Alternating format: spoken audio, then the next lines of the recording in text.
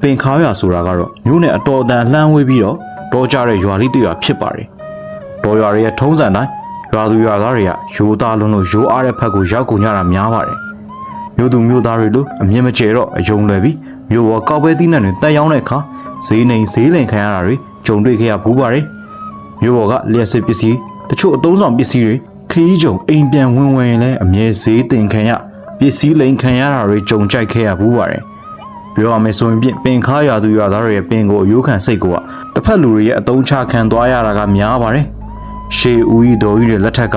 ပင်ခါရွာမှာဖြစ်ပျက်ခဲ့တဲ့ကိစ္စကြီးတစ်ခုကိုဘဝမှာသင်ခန်းစာယူစရာတစ်ခုဖြစ်ပြောပြလိုပါတယ်။ပင်ခါရွာမှာအင်မတန်နာမည်ကြီးတဲ့ဦးငွေမောင်းလို့အမည်ရတဲ့အထက်လန်းဆရာကြီးတယောက်ရှိခဲ့ပါတယ်။သူကပင်ခါရွာသားမဟုတ်ပဲ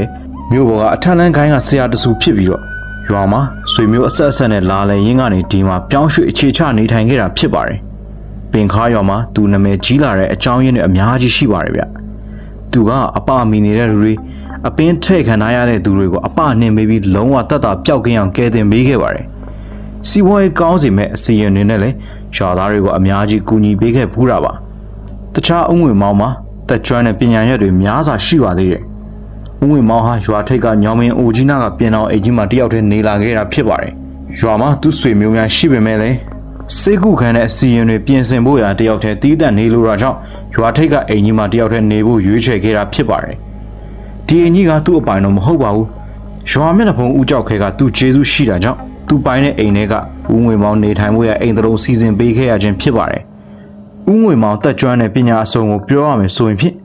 ကြားဘူးခဲ့ရတဲ့လို့ဆိုအထက်လန်းလိုင်းနဲ့မဟုတ်ပဲအောက်လန်းပညာနဲ့တက်တယ်ဆိုပြီးဆိုကြသူတွေရှိပါတယ်။သို့ပေမဲ့ရွာမှာဦးငွေမောင်အောက်လန်းပညာသုံးတာမျိုးတော့တစ်ခါမှမကြုံခဲ့ရဘူးပါဘူး။တာမန်ယောဂငယ်လေးတွေဆိုရင်ဦးငွေမောင်ရဲ့ဆေးမိတို့ကုသမှုတွေနဲ့ပျောက်ကင်းတက်တာသွားတာကြောင့်ဆေးစရာအဖြစ်လည်းလေးစားခံခဲ့ရပါတယ်။သူ့အိမ်ထဲကနေရနက်မျိုးစုံအငွေ့တထောင်းထောင်းတက်လာတာမြင်တွေ့ရလေရှိပါတယ်။အိမ်ထဲမှာအိုးကြီးတစ်လုံးကိုအမြဲတည်ထားပြီးတော့ဆေးမိတို့တွေကျိုးနေတာအမြဲတွေ့ရတတ်ပါတယ်။သူ့အိမ်မှာဆိုရင်လည်းဖျားရုပ်နတ်ရုပ်တွေအပြင်မမြင်ဘူးမတွေ့ဘူးတဲ့နတ်မျိုးစုံအဆောက်မျိုးစုံအရုပ်တွေလည်းရှိတာဗျ။သူစီစဉ်ပေးတဲ့စီဝါရေးအစီရင်